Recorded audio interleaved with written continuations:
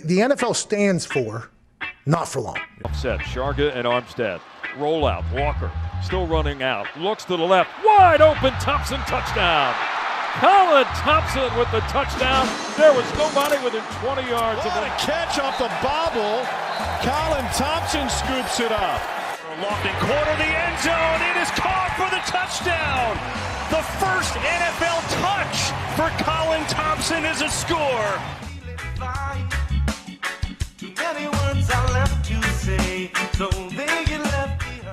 What's up, everybody? Welcome back to another edition of the Colin Thompson Show. I hope everyone has an awesome weekend ahead. We have Larry Flowers coming on today. Larry and I have become great friends. He's the official jeweler of the LA Kings. He's a friend of many. He's just a great guy, and he's a diehard Philly sports fan. Has some great ties and great stories. Google Larry Flowers Mummer's story and take a read when you have a second. I did a kind of an evergreen interview with Larry this summer. It was supposed to come out around this time, talking about the NHL, talking about a few different things, because I thought I was going to be with the team, but I wasn't. So in the interim, I had a bunch of content we were already making, and we didn't need to produce Larry's video until now. And I want to make sure we had an up-to-date version with Larry, talking all things Philly sports, because he wants to talk Phillies. He wants to talk we talked a little bit about the Flyers, more from my end, and then we touched on the really Eagles and Phillies, and then how we're going to try to get together for a Sam Boner tailgate, which is kind of breaking news, which will come out soon. Really cool thing that they're doing, raising money for the Ronald McDonald House. Everything we do here is presented by Not For Long Media and our friends at the Fudge Kitchen, shipping fudge and sweet treats across the country. FudgeKitchens.com. If you can't get your hands on that Jersey Shore fudge, which is so good, so creamy, so delicious, 6 locations all the way down the Jersey Shore. From Ocean City down to Cape May, multiple in Cape May. They'll ship it across the country if you can't get there. Saltwater taffy. My favorite is the chocolate-covered pretzels. They are ridiculous. They are, you put your pecking order of sweets. You're like, all right, I like a chocolate-covered pretzel. Yeah, sure, I like that. No, it's elite. It's like top 3 dessert you'll ever eat. Like, honestly, it's that good. Check them out, fudgekitchens.com. Without further ado, we got to talk about our friends at Wealth Advisory Services. Wealth Advisory Services. If you don't know them, if you should, I've been blessed to work with these folks for years now. Financial planning, buying a house, car, getting married, 401k, retirement, all these great things that you need in life that everybody says take care of down the line. Doesn't matter if you have a ton of money, a little bit of money, whatever your resources are. Wealth Advisory Services, Paul, Dave, and their team are amazing. I'm so fortunate for them to be in our corner, Cindy and I, for so long. My family's corner. They're the best, though. Check them out, wealthadvisoryservices.com. Without further ado, the great Larry Flowers. All right, Larry Flowers is back in the building, folks. Coming to you live from L.A. Larry, go Phils. What's going on, brother? What's up, Colin? Thanks for having me again. You're the best, man. I love your podcast. And it's always an honor to come on. It's great to have you, man. I mean, this is a big time in Philly sports. I mean, the Flyers are actually doing well. I hope they don't do too well, but maybe whatever. We'll see what happens there. Sixers are starting. There's drama with James Harden. Your Philadelphia Phillies are just marching their way through the playoffs. Lost last night. This episode's going to come out today. Lost last night, October 19th. We're doing it on the 20th today. And then the Eagles, arguably one of the best teams in the NFL. So let's start with the Phillies, bro. Come on, fighting. Let's go, baby. When they're fighting, they're playing well, and they're in the playoffs, there is no greater buzz in the Philadelphia area. It is very, very special for those fans out there that don't really understand Philadelphia. Obviously, it's considered an Eagles town first. I think we can all agree on that. But I had a conversation with some of my good friends in Philly. We have our group chat, and we're constantly talking Philly sports 24/7, 365 days a year. And I think we all came to the conclusion that the home field advantage and the home field crowd at the bank, Citizens Bank Park, during Phillies playoffs might be the best home field advantage in all of sports as far as least professional sports. Again, Eagles is just another animal. That's ultimate religion in the Philadelphia area. But the Phillies, the way the park is built and the fans are on top of the back of the dugouts and the away team bullpens, and the way the crowd comes out, everyone. I mean, you watch some playoff teams. You look at the crowd. You got a lot of guys in collar shirts, and there's not a fan in Philly that's not wearing a jersey or a hat or both. And it's loud. It's scary. It's choreographed. It's choreographed. That's the one thing I say. Like, the pageantry is like a college football game. The chants, the lead up songs, the players feeding the fans feeding the players. Usually it's fans feeding players. Come on, Bobby. No, it's both. The guys are picking warm-up songs that are sing-alongs. So when the guy comes up, people are, hey, oh, hey. Like, it's incredible. I went to the game last week when they closed it out against Atlanta, Larry, and I was like, this is unbelievable. And thank God The Athletic voted it number one. Best in pro sports. I mean, it's got to be number one, right? Does anybody else come to mind? Find me a better one. Honestly, I'm not being a homer. Find me a better home field advantage. Maybe Boston. Again, Boston's the only one that I think, like Red Sox games, right? Like Boston to me and Philly are very similar. But I couldn't agree more. Philly and Boston to me are truly they're the pinnacle of professional sports cities, blue collar towns. You know, some people want to maybe throw New York in there, but New York has become very, very corporate. Very, especially the Yankees. They're very, very corporate. Guys get their laid. There's just a lot of, you know, it's a different feel. It's different. But I agree with you with Boston. Yeah. But the problem with Boston is the thing is, you know, the football stadium is, you know, 45 minutes outside the city. That's tough. Yeah. What makes Philly great? It's right in South Philly. You're not going to convince me. There's zero chance anyone can convince me. All respect to you, anyone listening from the Boston area. There's no way anyone can convince me that the Pats are a bigger football town than the Eagles. It doesn't exist. No. It doesn't exist. You could argue the Red Sox maybe over Philly, but like when Philly, like totally. But Fenway's incredible too. Ever get a chance to go there? It's unbelievable. Like Fenway's just I'd tip my cap to Fenway. Fenway is legendary. Fenway, Wrigley, they're Wrigley too for sure. They're in the neighborhood, which I love. I wish there was a downtown spot. They're trying. They're trying to put that. They're trying to build that. They're. Oh, I'm sorry. I was thinking about the Sixers. I hope they do it. People fought it, but listen. Oh, where are you going to park? What? All public transportation. It's all public transportation, anyways, guys. That's what do people complain when they pull up in Madison Square Garden and on a train and say, "Oh, where's lot 4?" What? No, You go out in the city after and before and have a great time. Now, I'll say this: a lot of people that I've spoken to over the years, friends of mine that are all professional athletes, and I like to get the perspective on this because they're professional athletes. People love that all the stadiums are in one area. People are attracted to that. They think it's very unique. There's a sense of all together. Community, you know, it's definitely very appealing to a lot of the people that I've spoken to, and it's really unique. It's cool that you have everything right there. It's set up for every game. Everyone knows how to get in and out. There's, especially when there's multiple games on the same day, which is really special. You know, I remember years back when the Phillies won the World Series in 08. Was it 08? Yeah. 08?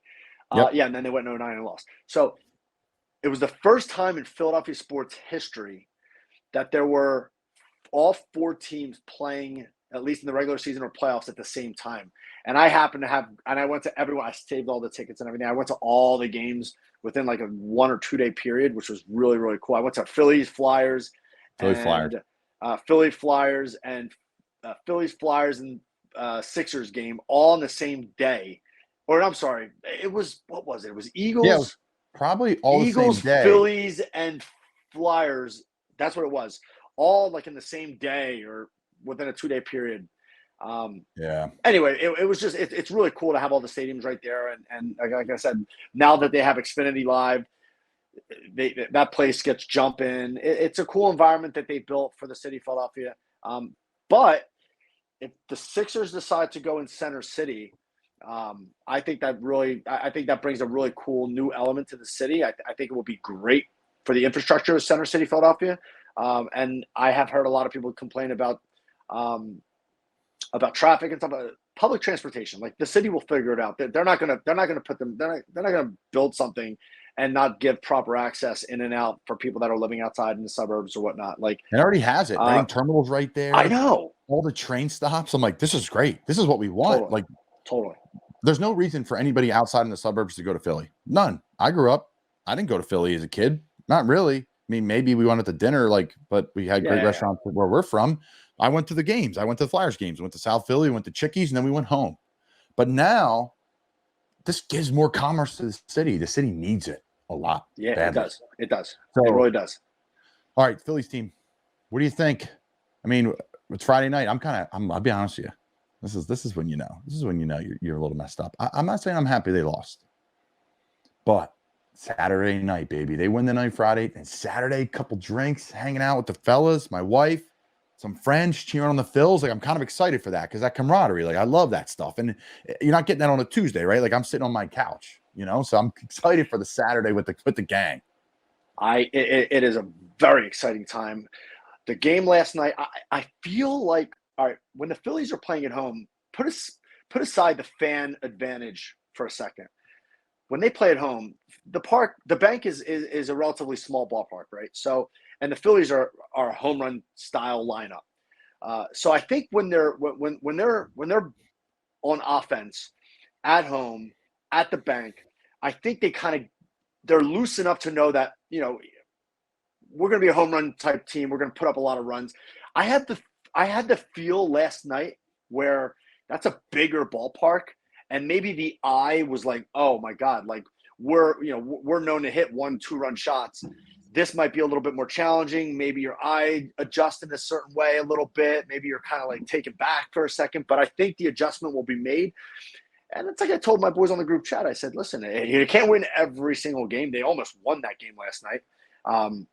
But I think tonight the bats wake up. I think they get aggressive again, and I look forward. I think Phillies in 5. I really do. And if it has to go back to the bank, good luck, Arizona. But I will tell you this: I hope I don't jinx the Phillies, but I don't think I did. I already booked my flight. I'm coming home. I'll be home a week from today, and I can't wait. I'm staying home all the way through the World Series. I'm going to stay home through the parade if it gets to that.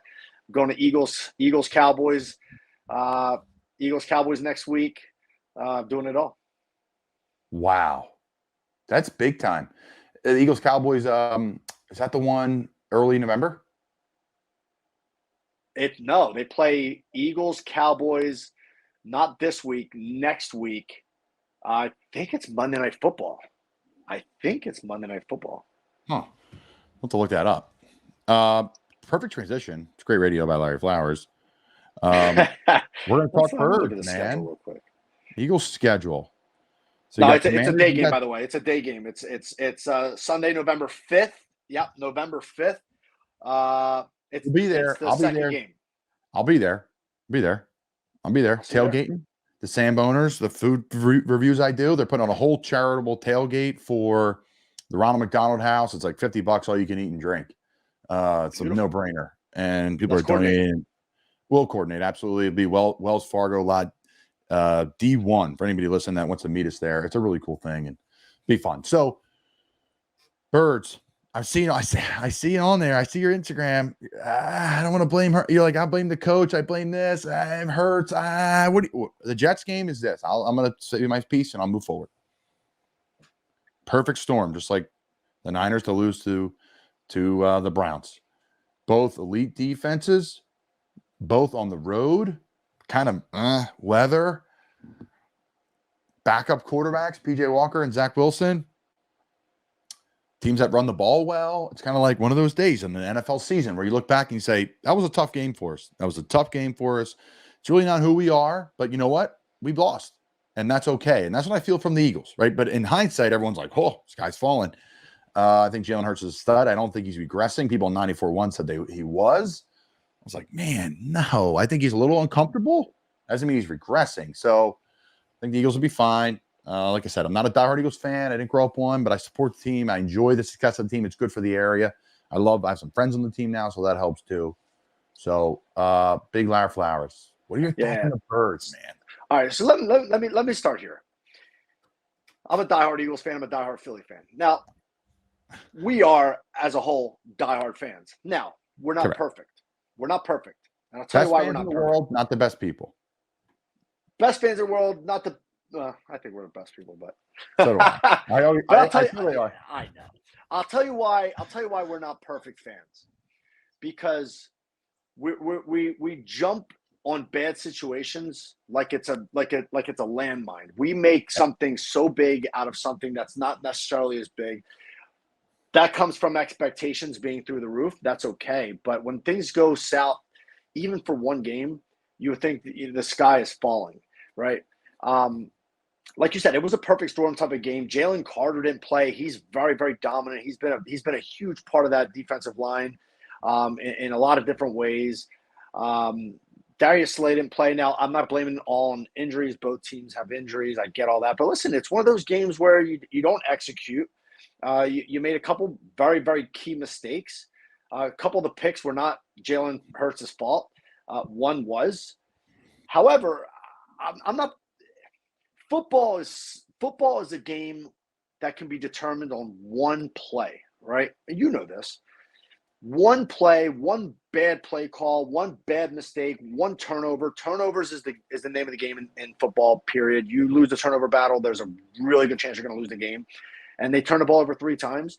And that last pick by Jalen Hurts, I'm sure he wishes he could have that one back. But I don't like the play call either. I think you run the ball on third and, 38 or 39. I think you run the ball, you take 30 seconds off, 30-plus seconds off. You punt the ball away. Worst case, they get it around the 20, 25.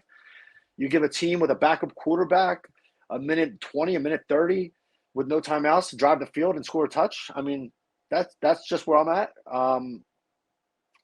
Or even score.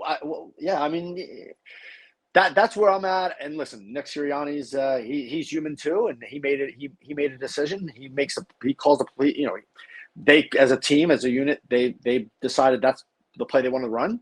It was a wrong decision. I like it. No, totally. But listen, again, that's football. Football is like life. Sports is like life. You don't always make the right decisions. You're not always going to win. But I also think that you learn a lot from losing. And I everything I've understood and learned from Jalen Hurts as a leader of this team is that he's the kind of guy that picks himself right back up and rallies the troops. And I'm very, very excited. We got a big, big challenge this week with Miami Dolphins. 5-1 teams going at it. I think I like the Eagles against the Dolphins. Dolphins they can't stop the run, really. And if the Eagles, if Lane Johnson comes back, that was a huge play. That was huge, by the way. Lane Johnson going down the last game, huge. I think Jack will be as fine, big as though. it gets in football. The toughest part for Jack Driscoll, and I've been there, is you're standing ice cold on the sideline, and you're like getting ready for halftime, and all of a sudden you're got to go in. Like I haven't done anything in 3 hours. You're like, and then I got to go play right tackle against that defensive line and Huff and. Yeah, Seals Jones, and they had some peoples now. So that's a good D line. That's a problem. We'll see what happens this week. I like the Eagles too this weekend. I do. Dolphins are a hell of a team, and it's really cool how they turn things around, right? It's that's good. When the Dolphins are good, the NFL's in a better place, and they're a really fun team to watch. So you got Dolphins, and you got at Commanders, a tough one. Dallas tough, Chiefs tough, Bills tough, Niners tough, Cowboys, and Seattle. Whew. Almost every game in the NFL is tough. That's the NFL. That's what makes it great. That's why people love it, right? Every game is tough. Anybody can beat anybody any given Sunday, right? Let me just tell you something real quick about the Dolphins. Very interesting. I forget the exact number of the stat. People can look it up. But when they're a different team on the road than they are at home. At home, they're almost unbeatable. And one of the most incredible things that I've learned recently was that the way the stadium was built in Miami, and they're not going to have this advantage in Philly. The way the stadium was built in Miami is that on day games, the sun blasts on the sidelines of the opponent's team, which makes it about 20 degrees hotter or warmer than their sideline, which as a football player, I'm sure you can attest to that. That'll drain you. And that's huge. That's a huge advantage. They're not going to have that advantage in Philly. And again, Philly's a running team, man. They should be. When they run the ball and they run the ball effectively, they are unstoppable. I think Dolphins are going to run into some. I think they're going to run into some trouble this week. University of Florida. It's September 2012. I'm a freshman. We're playing Bowling Green. I'm looking across the sideline. I have a walking boot on. The floor's shaking at the Swamp. It's 100 degrees. It's the most incredible college atmosphere I've ever seen in my life, even to this day. People say LSU rivals it, Penn State, but because of the heat, it's different. It always will be. It changes the game. And I will never forget just seeing kids just tapping out all up and down the student section. Like, just probably they're hungover or they're drunk and they're dehydrated, and they're taking them out on like gurneys. And then players from Bowling Green, like, it's a little bit of a game in the first quarter because Bowling Green's playing us tough, and we're like, all right, we're playing Bowling Green. And then all of a sudden in the fourth quarter, dude, everyone's cramping. There's IV bags because the sun is just beating on them. So I know what that's like. Miami's tough. You saw it. Remember what those good years in New England, and Miami wasn't as strong, and then Miami would beat them because it'd be like September, it'd be like 100 degrees down there. Yeah. Are you a Miami or LA guy? LA, of course. And you live in LA. I live in LA 21 years. I have very, very little connection to LA sports. I like the Kings, obviously. Official jeweler of the LA Kings. But as far as LA sports as a whole, not much. I love Kobe. I always loved Kobe, and as a Philly guy to like Kobe, you know, I got a little backlash back in the day. Yeah, he's from Philly. He was a Laker, but he's a Philly guy, and he just forget all that. Just to watch Kobe play was very, very special. And I have a little bit of a connection with USC, a little bit. The reason why I'm in LA is because of USC. My stepsister went to USC for grad school. She convinced me to go visit her during my senior year spring break for a week. Came out here because she was going to USC, came here, spent a week here, and was like, wow. And so, you know, I because of that, I have a little connection with USC. But I'm a Philly guy through and through. Come on, Phil. Come on, baby. Big game today. Big game. Red October. Listen, I hope they advance. I'll get tickets to one of the games you're going to. Whew, God bless. I'll be at all. I think next weekend, I'm maybe going to Florida, Georgia, down in Jacksonville. World's largest cocktail party. It's the perk of being a free agent, Larry. It sucks being a free agent, but hey, I'm going to live my life. I'm going to train my ass off, and on the weekend, I'm going to live my life so I can be sane and so I can, you know, tap the rock and go back in and train hard as shit 5-6 days a week. So you got part of it. Hey, being a free agent, it's like I say, if you're getting cut, you're getting invited first. So tip your cap. No, seriously, tip my cap to you. There's millions and millions and millions of people that wish they were in a position like you to be able to even have the opportunity to play pro sports. You've done it. So cool, man. And it just, you're one of the few, man. Yeah, it's an interesting perspective. I'm not smelling the roses yet, but you smell them more and more the older you get. So. You'll never be completely. Listen, you're a competitor, man. You're an elite athlete, and so you always want to continue to play and pursue your dream of being a professional athlete. Some of my best friends that are now retired that played in the NHL for over 10 years, you know, they had a hard time kind of coming to grips with the fact that their career is over. And one of them in particular, Scotty Upshaw, still, while we're watching the games, he'll still kind of call out, I can still play in this league. And we're all looking at Uppy like, Uppy, shut up, man. Like, I can still play. You know, yeah. Okay. He's in great shape, too. God bless him. He's always in good shape. He's just nonstop buzzes around. But this guy's unbelievable. They have a great show, Missing Curfew. I thoroughly enjoy it. I'm a Chicklets guy, right? That's how I found you. I'm like, who the hell is this guy? And now we're good buddies. But I listen to all Chicklets, and then I go to Missing Curfew every week, and it's a different show. It's great. They're different, but they're both great in their own way. It's hysterical. Shane's hysterical, Uppy's hysterical. When you're on there, I absolutely love it. So, Larry, I'll see you in Philly. Let's go Fightins. Thanks for coming on, bro. Thanks for having me. I can't wait to see you in Philly. We're gonna have a good time. All right, we got the legendary Larry Flowers, official jeweler of the LA Kings. Larry Flowers, just a legend in the business when it comes to the NHL, sports, and jewelry. Household name. How you doing, buddy? Never better. What an intro. Maybe a little overstated, but I'll take it. Not overstated. Listen, you've built up a first-class brand, man. Everybody knows who you are in the hockey world. That's for damn sure. And then you do a lot of work with other athletes too. But, you know, I digress. What are you up to, man? You're down the shore hanging out. You know what? If you would have asked me 10 years ago, do you deserve to go down the shore and take as long a vacation as you want? I would say, actually, I would probably say, yeah, of course. But in reality, I wouldn't. But you asked me today, and I would say I absolutely do. You know, I really grind hard during the year. Business has been phenomenal. I'm blessed. I'm grateful. I work with incredible people. I've got a great team on my end. Business has been really, really good. Thank God. And so, you know, every summer I like to come down the shore. I get a one-way ticket. I come down to Margate, New Jersey. I put my feet up. I hang out with my family, my friends I grew up with. And it's well deserved. And, you know, obviously I'm still working every day, but to wake up in the morning, walk over to your mother's house, you know, order her to put some coffee on, some breakfast on, maybe bring over some laundry, let her know, hey, you're going to be working today. It's always fun. But, you know, I love it down here. It's my true vacation. You know, I have the luxury of going on some really cool vacations throughout the year and doing cool things with good friends. But this is truly the most rewarding. I love the Jersey Shore. And so it's nice to be here.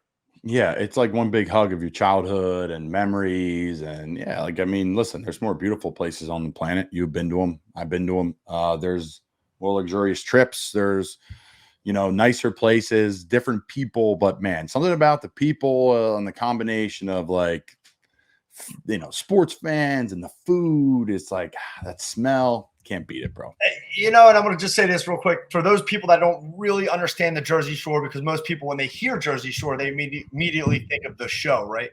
But in reality, if you ever have the chance to go to a Jersey Shore town like Margate, New Jersey, if you can imagine a town that goes back, I don't know, maybe 30 years, 30 years as far as values and safety and just quality of living, and everyone kind of knows each other. It's a generational type of town. Not many transplants. It's just, it kind of brings you back a little bit, and it's really, really good for the soul. Yeah, no doubt, man. One of our biggest sponsors here at Not For Long Media is the original Fudge Kitchen. They're like, Jersey Shore, man. Jersey Shore fudge and saltwater taffies, you can't beat it. But that's right. Dude, I've digressed, man. Like, you talked about how you'd be able to take this time off, but like, why? You know, obviously, like, you sell jewelry, but so does everybody else. But what makes you different, your product different, your business plan, your point of attack, your lifestyle different than the rest? Yeah. Very, very simple, actually. I represent my company the way I want to represent myself as a person to my clients. Listen, I take a lot of pride in making sure my clients get the absolute best value and the best quality. I'm not one of those home run type of guys. You know, in my industry, obviously, there's a lot of gray area. There's a lot of things that people don't truly understand. But I built my relationships throughout my life, not only in my personal life, but in the sports world, the NHL world, the Major League Baseball world. You know, my word and my name is everything. I take a lot of pride in that. I like being transparent. I like people knowing exactly who I am. That builds friendships. That, you know, honesty is very important with me. And that's kind of how I built my business.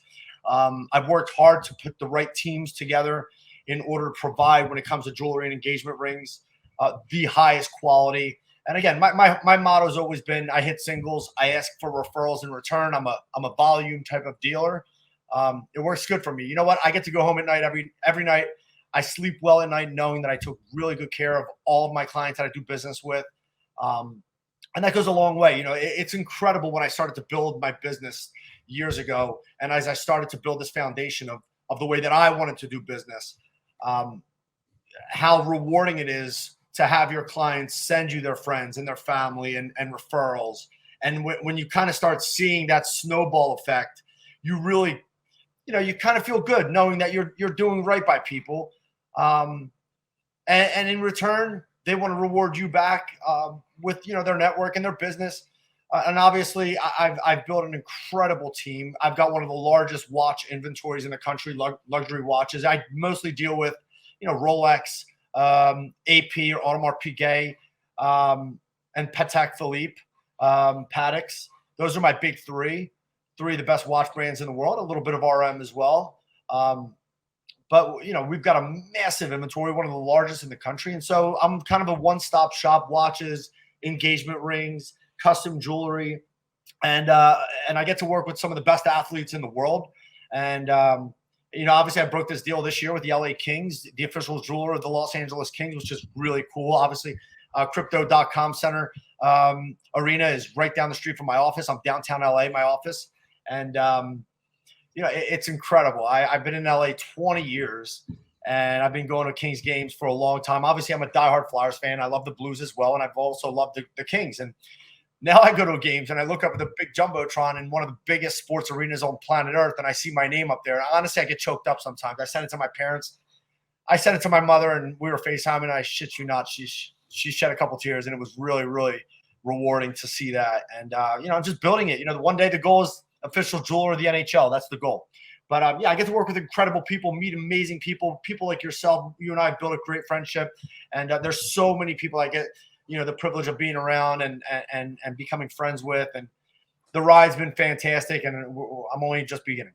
I love it, man. That's such a great little story. And there's so much to unpack there. Like those emotional moments with your family, that's what really it's all about. Like, what else are we really going for? Of course, cash and all those great things that come with it. But like, that's why you're at mom's house at Jersey Shore, like picking up some bagels, putting some coffee on, and like coming over and like, hey, mom, like, what are we talking about today? Like, that's when I went to Cape May. Like, I get my mom, we're workaholic. She's, big time business owner. And I get those 2-3 moments with her to just sit down and just chat, and my dad and whatever. Like, that to me is like kind of what it's all about. But how did this Kings deal come about? I know you have good relationships with them. I know you have good relationship with the NHL, but how did it start? Where did it start, and how did it end up? Yeah. So actually the LA Kings have been in communication with me for quite a few years, trying to get me to do a deal with them, a big marketing deal. And, I believe everything is about timing. And a few years later, meaning as in last year, a gentleman by the name of Dion Phaneuf, NHL legend, of course, one of the hardest hitters in the league and a very, very good friend of mine. We've been friends for over 15 years, him and Alicia, his wife, Alicia Cuthbert. And he joined on with AEG, which is the group that owns the LA Kings. And he went into corporate marketing. And so in their first corporate meeting, Dion brings up my name. And, in their group, they said, we've been trying to get Larry Flowers, but, I haven't been successful. So, what else you got? And he said, no. And if you know how Dion talks, he goes, no, wait, no, let me talk to him. I know Larry Flowers. He's a good friend of mine. Let me have a word with him. That's how he talks. And so he gave me a call.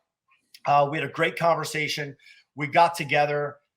We talked about different ways that we could kind of get this deal done.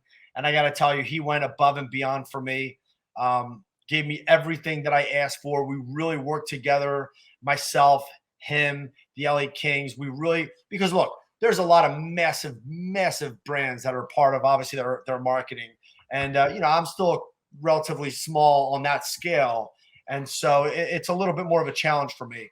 And Dion understood that, and so did the Kings. And so we got together, and we talked about different ways that we can really maximize this deal for me. And we got it over the goal line, and they were kind enough to give me the rest of last season completely for free, which was incredible. My name's my logo's on the ice, on TV, my logo's on the glass behind the goal on TV. You go to Crypto Arena, it's up on the Jumbotron. We have some incredible things lined up for next year. I got to tell you, it's really it's an incredible thing to be able to work with the LA Kings. They're a first-class organization. They're very good to me, and all their corporate partners. It's very, very exciting. That's awesome, man. And from my perspective, it's I'm just so jacked up for you. But two, it's a win for them as well. It's a win for the team, the organization, the players, the community there. You're a community guy. Like, this isn't, some big corporation jewelry company here, and they're great too. But they're not, some guy from Philly who opened a jewelry store who's, got the blue collar approach and a white collar business. And I think that's a win-win for them as well. And a brand that does them a lot. And that's not because you're on here, but that's if you were in Philly and people saw that, I'd be like, oh, that's Larry. That's awesome. Like, yeah, and people in LA may not understand that, but I think there's tremendous value in that. But I digress, dude. That, man. No problem, man. The Kings this year are going to be a great team too. They were great last year and trending in the right direction. What a great place to live, dude. I went out there for the NFL media boot camp. We weren't able to catch each other. I was out there quick. It was like 72 hours, and it was a lot of work. We were grinded. But I spent some time on the beach my last night, just had to meet some people from my high school there, talk shop. But man, I get it. I get why you guys live out there, even though I love the East Coast and I love the Northeast, but it's easy living, man. It's easy living. You know, the East Coast, the West Coast, they both have their pros. They both have their cons. I have the luxury of kind of having both. In the summer, I come back East, and obviously during the year, I come back East quite a bit as well. I bounce back and forth. I do a lot of traveling. That's part of my lifestyle. But California is a special place. It really is. It's beautiful. The beaches are beautiful. You know, a lot of my best friends in California are down at Newport Beach. Some of our guys, Shane O'Brien, Scotty Upshaw, Joffrey Lupole, part of the Missing Curfew crew. And, you know, they're down in Newport, and Newport's another world. It's very, very special to me. I've been going down there to Orange County for 20 years since I moved out to California. And so, you know, it gives me the ability to, you know, I hang out with some of my best friends in Beverly Hills. We do our thing in LA. And then sometimes I want to go down to Newport Beach. So, you know, it's like an hour drive, not even. You know, sometimes we want to go to Malibu. Sometimes we want to fly over to Aspen. Something being on the West Coast gives you a lot of different options. It's a great place to live. Healthy lifestyle out there. You know, food's good. Food's gotten a lot better since I've been out there. I'm a big foodie. But it's been great. You know, California's great. Yeah, dude. I popped over to Manhattan Beach, went to a little restaurant right on the water there. That was really nice, man. Right Manhattan there. Beach is as nice as it gets, huh? Couple little bar. I was flying out that night, so I really couldn't spend too much time, but it was nice. I'm like, oh man, I'm gonna be late to the airport. It's like, bro, the airport's right here. I'm like, yeah, I like this. I like this. Now, you mentioned traveling. Were you there when Vegas won the Cup? I was there.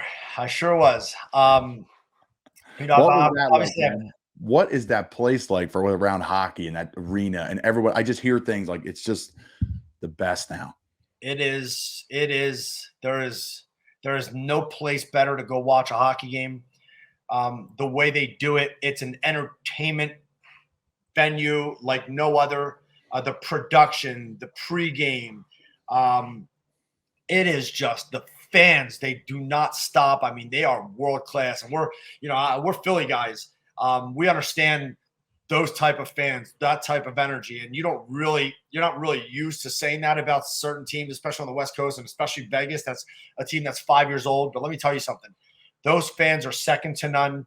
That barn is second to none. I've spoken to God knows how many guys in the NHL that have spoken about playing there, and there is not a single guy that hasn't said that place is one of the best arenas in hockey, and everybody wants to play there. So, you know, I had my media pass. I got an opportunity to watch them win the Stanley Cup, and Jack Eichel is one of their best players. He's a very good friend of mine. I couldn't have been happier for him to see him raise a cup. You know, he's been through a lot in his career with injuries and getting traded, and you know, to kind of be able to end up on top like that and play so well in the Stanley Cup playoffs and the finals. I really tip my cap to him and the entire squad. What a moment to be in Vegas during that game and during that time. And again, that night we all went out. We went to what club did we went to? I can't even remember anymore. It's all blur, but we went to some big club, Hakkasan or something. The whole team was there. They had the mug there, the cup, and it was just really, really, really neat, really special.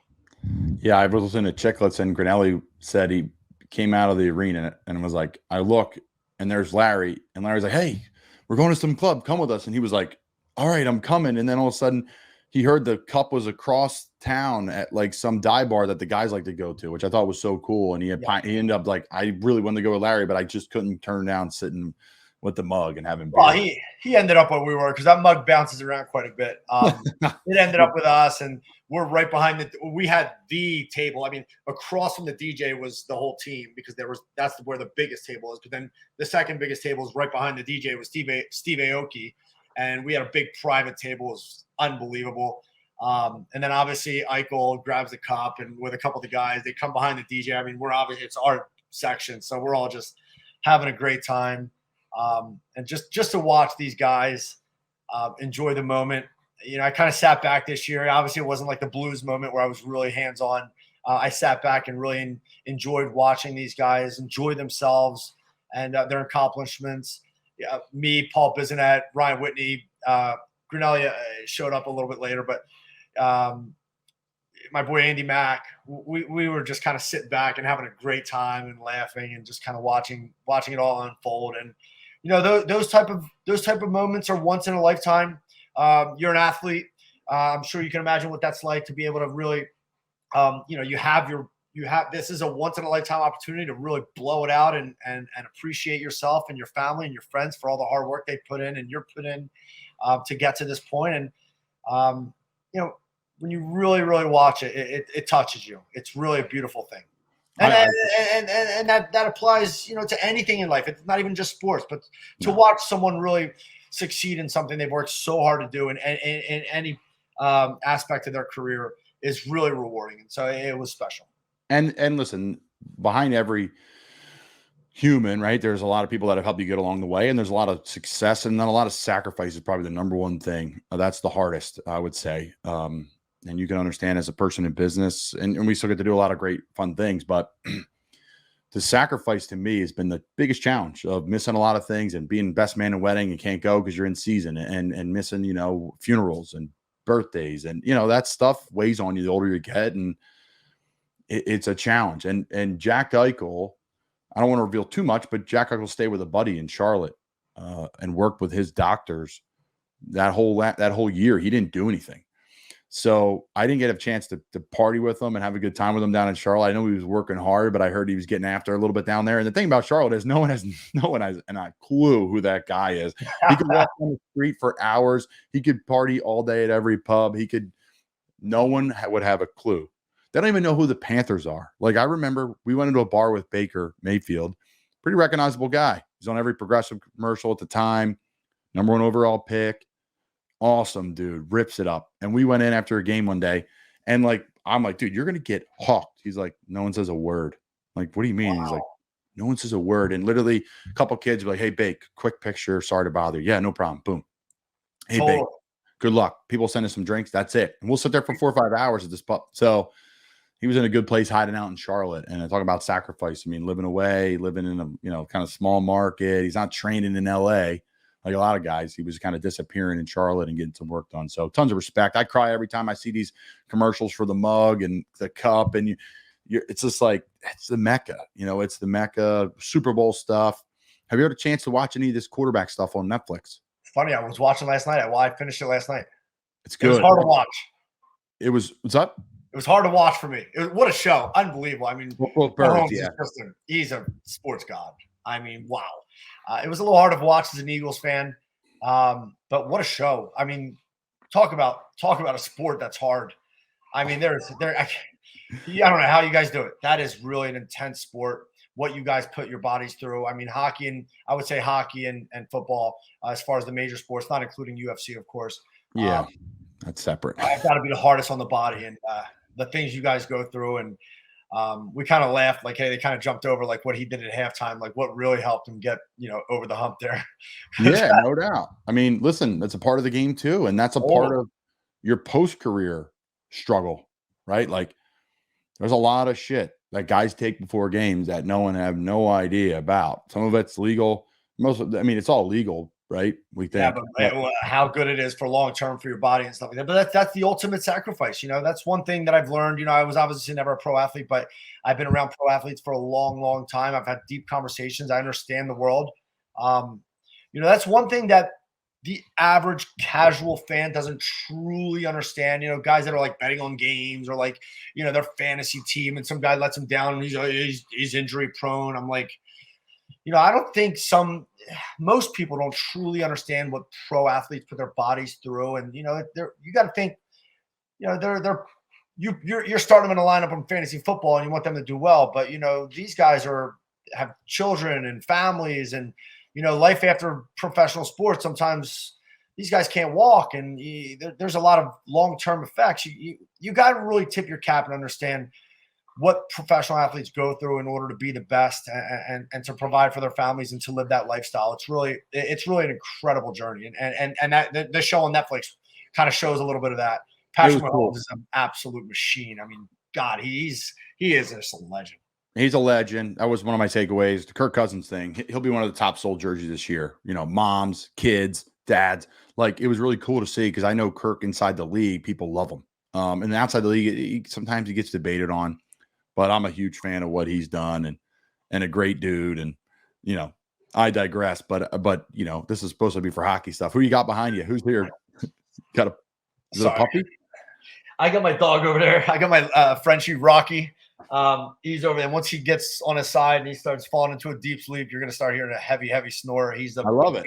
One of the greatest dogs I've ever been around. He's the best of the best of the best. The Bulldogs are the best personalities, man. Bulldogs are the best personalities. Like, they're just – my buddy I went to college, we had a blast hanging out with them. Yeah, shout out to Tiny. R.I.P. She passed away. She was a beast, man. But I digress, man. Yeah, lots to talk about, but no, the quarterback show has been great. I love that. I want to, that's the thing with hockey too, right? We can talk about this. Like, these guys don't open up as much, and it's tough. They're all like humble guys from Canada or like Michigan, like a guy from Sweden, Ovi. He's got a huge personality, but he kind of hides it a little bit. So that's the tough part about hockey. I think guys like Missing Curfew, guys like Spitting Chicklets, guys like yourself, like, it's open avenues for these players now to be a little bit more relaxed, get on there and chop it up a little bit. It's like, and it's hard. New media has really been great for players, but I think there's been a commitment from front offices and from GMs and from like, hey, like, it doesn't really matter. What matters is don't say anything to put yourself behind. Don't say anything to embarrass the team, but go rip it up. Have some personality, and you got to play well. At the end of the day, like, if you say nothing and play bad, or you say everything and play bad, it doesn't matter. You play bad. So it's been good. I think it's been refreshing. Shows like Missing Curfew, Chicklets, like the hockey world has been, they've done amazing things for the hockey world. That one thing I will say about especially the hockey world, the hockey community, it's always been a community and a world where people, pro athletes in the hockey world are kind of a little bit more humble. They don't like to put themselves out there as much. I've always been an advocate of guys putting themselves out there a little bit more. And I'm not, like you just said, I'm not talking about guys going out there making fools of themselves and saying things that they shouldn't be saying. But marketing is a huge part of the sports world. We're not, this is not the 1950s and 1960s anymore. This is big business, and guys need to market themselves and put themselves out there a little bit more. But I will also say, behind closed doors, the personalities in the hockey world are some of the best in the world in any arena, any sports league, or any professional field. They're incredible guys. Look, the hockey world is so unique in that it's a very, very tight-knit community. Everyone knows someone from, another group of wherever if you're from Boston and you're from Philly, or if you're from Detroit, like, you played each other growing up in some capacity. The hockey world is a very, very special community. But yeah, I've always been an advocate of guys trying to be a little bit more, in front of the camera a little bit more, doing things on television. I'm not sure that the NHL does a good enough job of really marketing their players. I wish they would do a better job. I'm always in conversations with people that I'm friends with, that work for the NHL. I think it's giving people like Chicklets and Missing Curfew, though, avenues to do it more. It's like, totally. Like, it's so much tough in the football world because there's so many. The NFL markets the hell out of you. Now you got the Netflix show, you got HBO Hard Knocks, you have. So now in our world, it's like, it's a tough. If I say I'm going the football avenue, which kind of I am a little bit, but if I'm going down that zone, it's tough to get a piece of that pie. The hockey pie, you saw how Chicklets is. They're massive. They're one of the biggest sports podcasts in the world. In the world, right? And Miss Curfew's in a probably separate category, like purely hockey.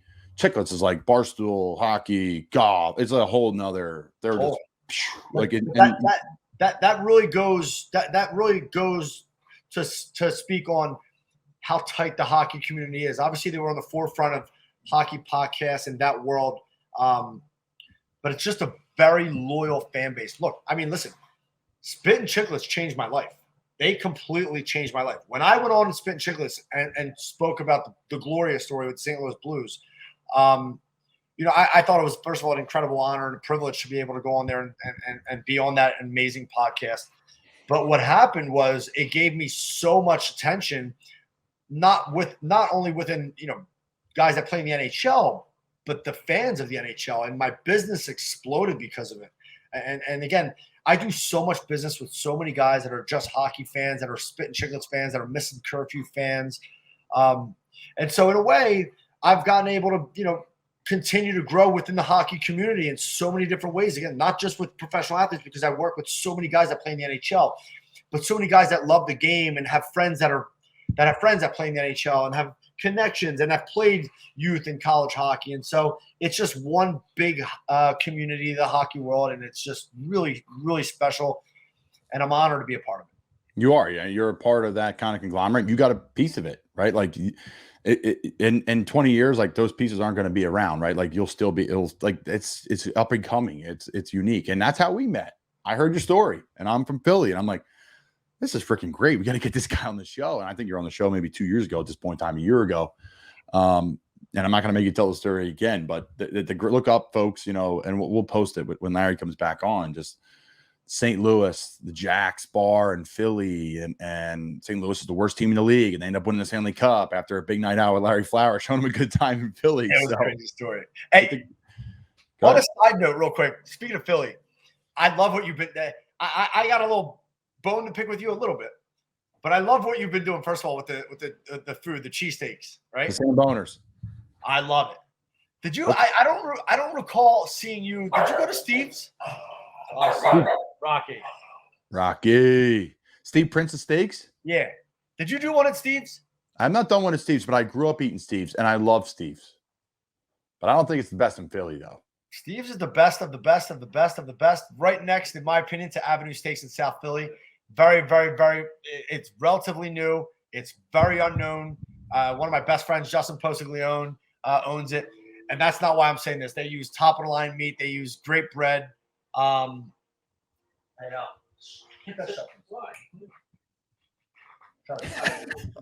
I love it. This is what I deal with. I love it. This is good. This is good stuff. This is good podcast material. Oh man, this is what I put up with. Yeah, you got it right. Now, we almost got away with that with no parents. That's okay. You're doing great. Now, my question is, have you had Angelo's? Of course, I've had Angelo's. Unbelievable, top of the line, as good as it gets. I don't think it's one of the best. Listen, I know they bake their own rolls and stuff like that. Dude, that guy gets up every morning. We had him on our show. I'll connect you to, bro. Every morning he's up at 3 a.m. Once they run out of bread, it's out of bread. The place. I get it. Now, listen, I went to John's Roast Pork, notorious for being the best in the city, one of the best. I went there, and then I went down the street. I waltzed on down to South Philly, which is so freaking cool, by the way. It's the best. Like, if I had to go back, if you got to live in Philly, you're playing for the Eagles, I'm setting up shop in South Philly and having an absolute blast. Now, my question for you is, though, like, have you had John's Roast Pork and then Angelo's, and you don't think they're in your top 2, 3? John's roast pork is not my top 2 or 3. Angelo's is right up there. I'm a diehard Steve's Prince of Steaks fans. I think Steve's is the best of the best of the best. I love their deluxe bakery rolls. I love their melted white American. Which one did you go to? Which one were you going to? I used to go like the original in the Northeast. That's because that was closest to Archbishop Wood. That's the one you went to? Yeah. I mean, there's 2 of them. There's one on Bustle and St. Vincent's, and there's one on the Boulevard. But you're sure they're not sponsoring you? Nice. I mean, I grew up with them, so I mean, I know. They're great. But I love what you do with that, and obviously, and Avenue Steaks. You got to check out Avenue Steaks. It's in South Philly. Bro, we got to get you Sam Bonin though. Like, these guys are characters, man. We got a show, and maybe we'll have you on the show. That'd be good because you can talk about all your favorite spots. I know my cheesesteaks.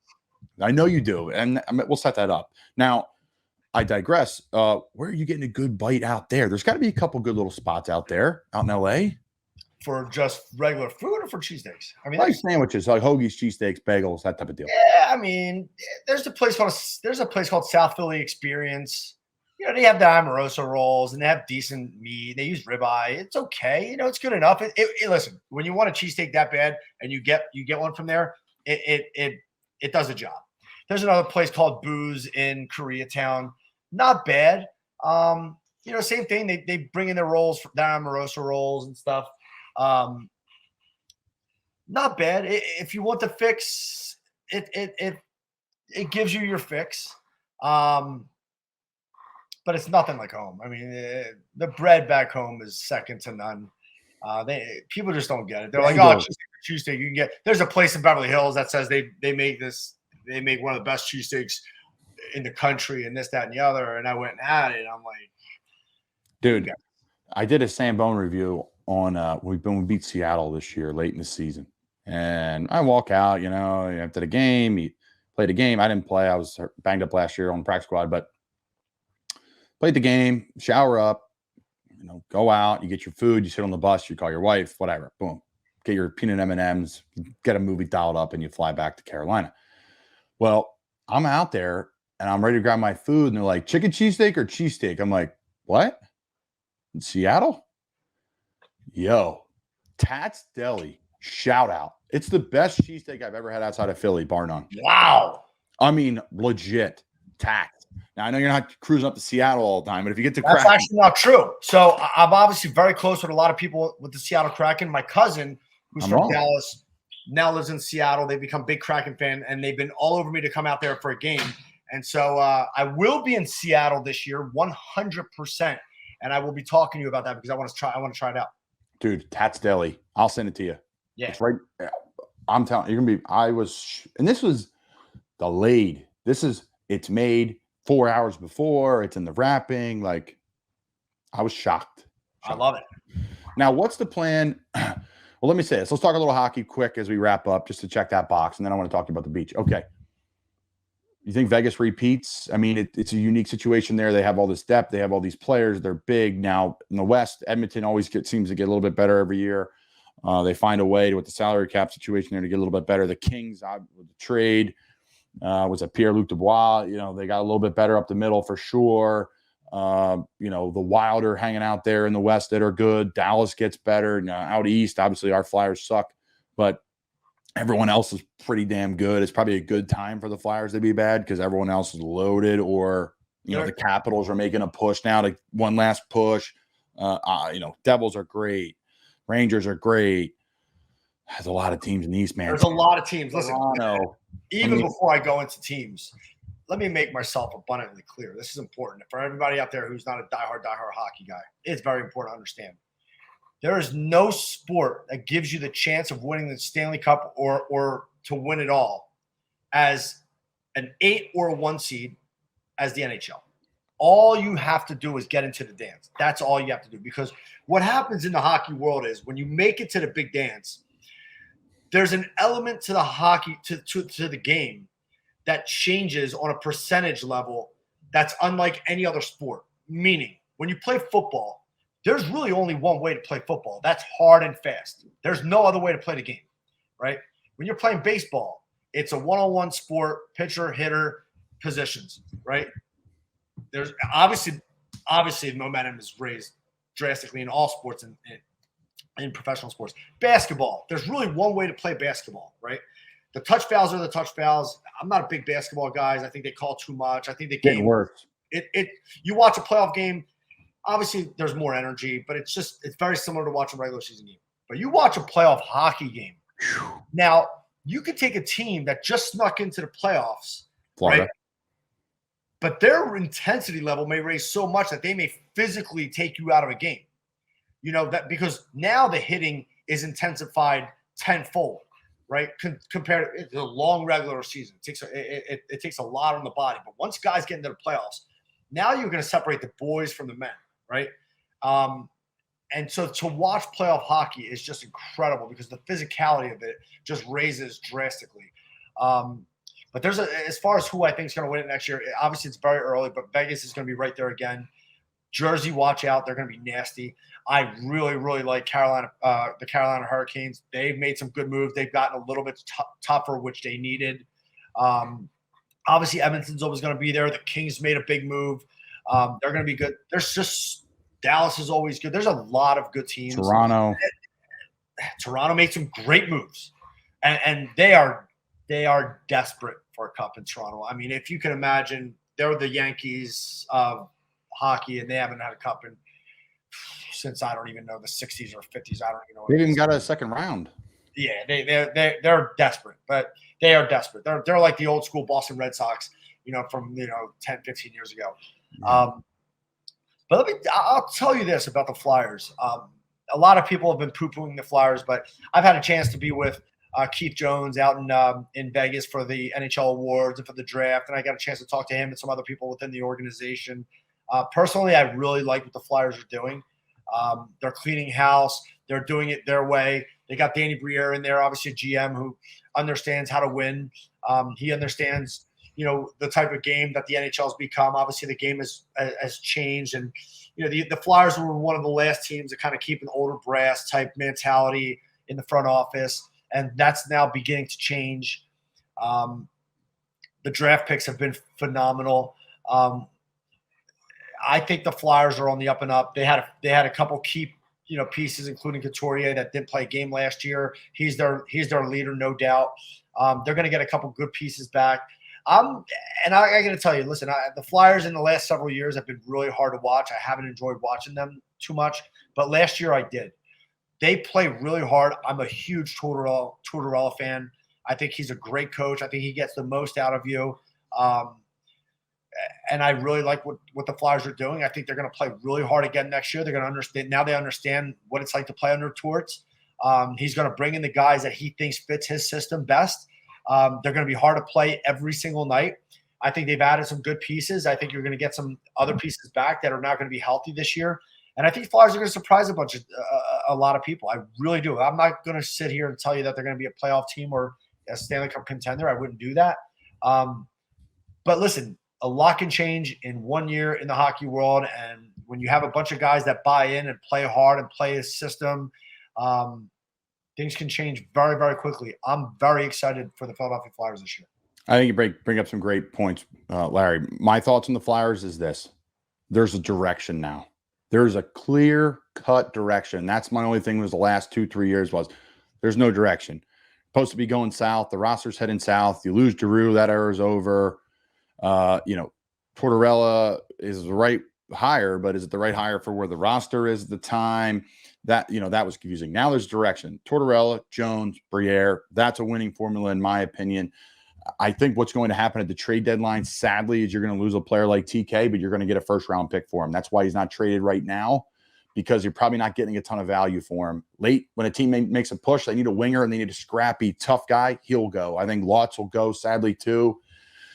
First-round pick, though. So that, as much as I don't want to see them go, it's the timeline, right? A Carter Hart. Like, the timeline to turn the place over is 2 to 3 years, I think. It's probably shorter than most people think. I think you agree.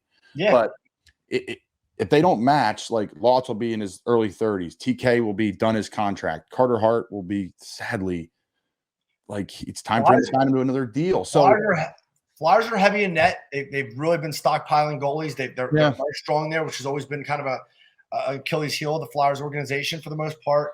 It just breaks my heart, man. It breaks my heart. Like Coots, Drew, Carter Hart, Provorov, like that was supposed to be this, and it just sucks that it didn't happen, that we missed that window.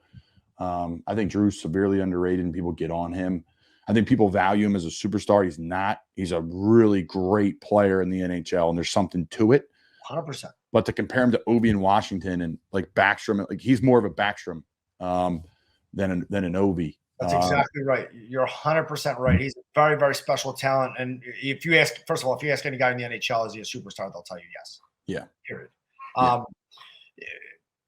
I think the Flyers are going to surprise a lot of people this year. First year on the courts, they played really hard. Listen, there was very, very few games that they were not in last year. And if they keep Carter in net, they're going to be in every game, right? Like they're going to be in every game. It's a great point, Larry. Like, and there's not a lot of easy wins in the East. There really isn't. Now the West, I think, is a little bit different, but the East, like Tampa, Toronto, the island's always tough to go place. They're going to be a pain in the ass to play against. Washington, OB Gold Chase, Tampa, great. Florida, great. Like where Carolina, no, you're not going to get a win there. Like that's tough. Buffalo's way better. They're a team to watch. Like where Flyers are going to be circled, right? Pittsburgh, they're not going to be easy. Listen, I think the Flyers are setting themselves up for about 2 years from now. They get some of their draft picks that come in, including their number 1 overall draft pick, their number 1 pick this year, who I'm telling you right now is going to be an absolute stud. Let him go out, stay. He's got 2 more years in the KHL, play with men, continue to get stronger, work on his game. 2 years from now, the salary cap goes up. I think the Flyers are in a good position to make a major splash. What the Flyers have been missing is a big time home run free agent signing. I'm not quite sure who's going to be available in 2 years, but Who knows? there's always some good. This is the 1 year that didn't really stand out to me as far as free agents in the NHL. It's not really a heavy free agent pool. It was like a good depth. You get a guy like Ryan O'Reilly. You get a good exactly. And I think it's a great move for Nashville. It's a great fit for him too. It's really interesting to see too, like the timing 2-3 years from now, like what's going to happen. Well, Ovi's probably going to be on his way out by then. I hope Sid plays forever, but probably be on his way out by then. Toronto, what's that going to look like in 3 years? That could be exploded. They could win a cup and it still could blow up.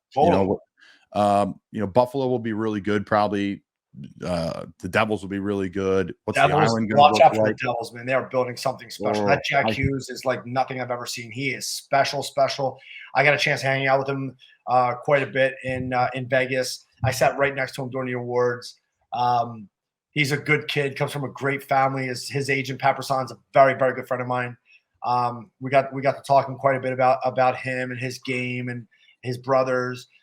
Very unique family. Watch out for the Jersey Devils. They are going to continue to get better and better and better. But at the end of the day, you can put as much talent you want on the team. If you don't have toughness, if you don't got guys that'll block shots, if you don't have guys that'll risk their bodies when it matters most in the playoffs, you're not going to win. And that's what Vegas had, and it was awesome to watch them win it. But that's what it takes in the NHL world. You need guys to do full sacrifice for the team. Lay themselves out, for blocking shots and stuff. It's actually insane that guys do that stuff. Unbelievable, man. Unbelievable. Gretzky's on record saying, "Hey, man, the goalie's back there. He's got big pads. You're not paying me to block shots. But were you nuts? He thinks you score goals. Score goals, fella. Dude, how did fella start? Because that's hysterical. What's up, fella? Fellas, yeah. So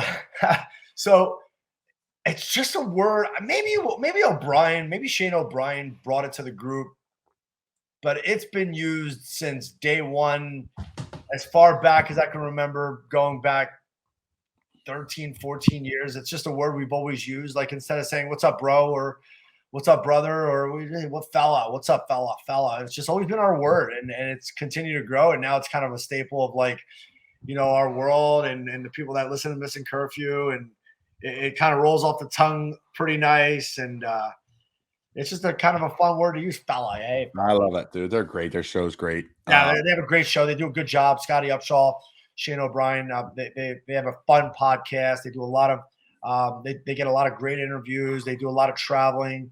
They call it the Fella Tour. They go all over the country, going to cool events, the outdoor games and all-star games and stuff like that. And they do a really good job. They keep it loose. It's really a guys podcast within the hockey community. Spit and Chicklets also, of course, is great. Different though. They're different. They're different. Listen, anybody that knows my crew, again, if you talk about Shane O'Brien, Scotty Upshaw, Joffrey Loophole, in the hockey world, I don't know if you would necessarily consider them the bad boys of hockey. They weren't bad. Depends who you're talking to. but they were the fun boys of hockey. Put it that way. Right. They were fun, and they still are. And they're some of my brothers. We have a great time. We have a great network of great circle of best friends. We're very close. We're all like brothers. We take care of each other, and it's a privilege to be a part of that world. No doubt, man. No doubt. All right, as we wrap up, what's the plan there, man? What do you want to get done before you roll out? Like, what checks the boxes? You're going to get some beach time. You're going to go to this place to get a bite to eat. Like, you're going to chill. Like, what's the plan? Yeah, I mean, I had a nice workout this morning. Now, I'll probably go get a nice lunch with my mother, hang out for the day, probably do some work on my phone, lay out by the pool, beautiful pool, looking at the ocean here. Go to a nice dinner later at night. There's so many great places to eat here. Stephen Cookies, tomatoes. I have a dinner tomorrow night at 2825 in Atlantic City. And if some of you out there don't know what 2825 is, it's one of the best Italian restaurants in the world. You heard me, in the world. I had Chef Vola the other night, also in Atlantic City, also one of the best Italian restaurants in the world. Try calling them and get a reservation. I wish you luck. They'll tell you call back in 6 months. It's like that. And so, eating good, hanging out with friends. I'm actually going to Toronto on Thursday. I got a big wedding for a buddy of mine that works for the NHL front office. It's going to be a good time. I'll be there for the weekend. Then back here down in Margate, New Jersey. And I'm going to put my feet up for another 2-3 weeks, get it all out of my system, and then back to LA and back on the grind. The great Larry Flowers. You're a legend, buddy. I appreciate you coming on. I'll come on with you anytime. You are the legend. I love what you're doing. I love your podcast. Everything you do on social media is fantastic. Keep working hard, man. I love it. Anything you ever need from me, just ask. You're the man. We'll do it in person next time. That's what we need to do. I look forward to it.